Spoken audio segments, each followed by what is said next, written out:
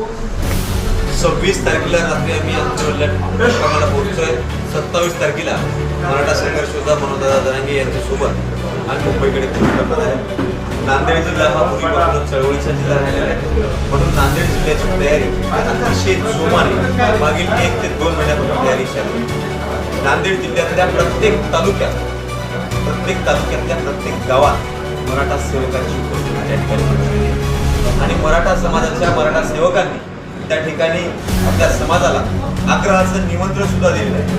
परंतु समाज अगोदरच एवढा कंबर कसून होता की जोपर्यंत मराठा समाजाचा उमेदवार गावात समाज होणार नाही तोपर्यंत मनोजदादा जरांगे पाटील जर माघार येत नसतील तर एक समाज म्हणून मनोजदादा जरांगे पाटलांच्या पाठीशी ठाम उभारणं माझं कर्तव्य आहे.